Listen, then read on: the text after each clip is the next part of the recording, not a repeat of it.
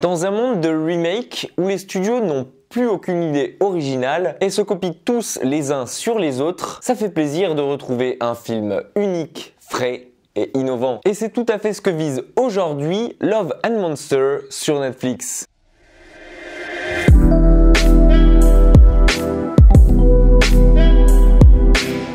Love and Monsters, c'est le premier gros film de Michael Matthews qui débarque aujourd'hui sur la plateforme de streaming et je peux vous dire que j'ai été plus que surpris. Dans ce film post-apocalypse, un genre qu'on a désormais l'habitude de voir, vous allez suivre Dylan O'Brien, alias Joel Dawson, un jeune adolescent vivant tranquillement dans son bunker avec sa communauté après que le monde extérieur ait été transformé en gigantesque terrain de chasse. Voilà 7 ans maintenant qu'un gigantesque astéroïde a manqué d'exploser la Terre, mais que toutes les nations ensemble se sont concordées et ont explosé à l'aide de missiles celui-ci pour la sauver. Seulement, voilà, toutes les radiations sont retombées et si la plupart ont tué plus de 90% de la population mondiale, le reste a transformé tous les êtres vivants à l'extérieur en mutants. Bref, la vie dehors est désormais impossible et peuplée d'immenses créatures et les seuls humains qui sortent dehors font ça pour trouver de la nourriture. Mais ce n'est pas le cas de notre cher Joel, lui qui a perdu ses 2 parents et qui n'est plus le même depuis cet incident. Depuis, il est terrorisé par le moindre danger et il n'est jamais sorti à la surface en 7 ans. Mais un jour, il décide de prendre finalement son courage à 2 mains et de partir à la recherche de la colonie dans laquelle vivrait Amy, son ancienne petite amie, à qui il continue de parler de temps en temps à travers la radio. Un périple de 7 jours l'attend donc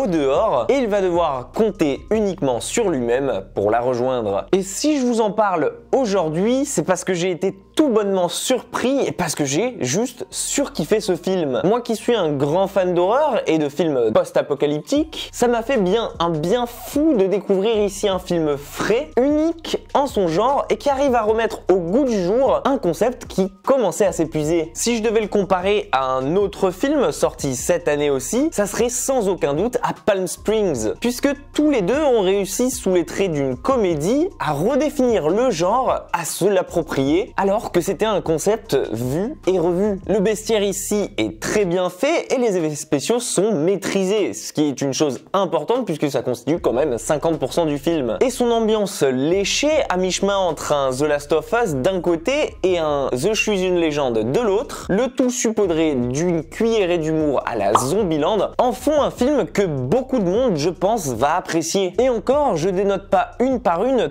toutes les références faites aux films du genre. Que demander de plus ? En somme, voir Love and Monsters, c'est un peu comme réaliser le mix improbable de tous les films que vous connaissez dans ce genre-là et de n'en retenir que le meilleur. C'est un film qui arrive facilement et aisément à mettre en place son univers dès le début de telle manière qu'on y croit et qu'on est emporté dedans au bout des 5 premières minutes. Dylan O'Brien est parfait dans son rôle ainsi que tous les petits acteurs qui sont à côté et qui auront un rôle plus minime, comme par exemple Michael Rooker. Et à aucun moment on ne sent les 1h50 que dure ce film et au contraire je l'ai même fini en me disant qu'il m'en fallait plus. Je sais pas vous, mais en tout cas moi je veux une suite. Bref, Love and Monsters était un film totalement inattendu pour ma part. En tout cas, pas à ce point-là. Et je sens déjà qu'il a pris une grande place aux côtés de Palm Springs au sein de mon top 3 des films favoris de cette année. Je ne peux que vous le conseiller, surtout si vous cherchez un film ce soir pour vous évader et pour passer un bon moment. Profitez-en pour me dire en commentaire ce que vous en avez pensé. N'hésitez pas à liker la vidéo si elle vous a plu et à vous abonner pour ne rien manquer. Prenez soin de vous et comme d'habitude, moi je vous dis à très vite pour une toute nouvelle critique.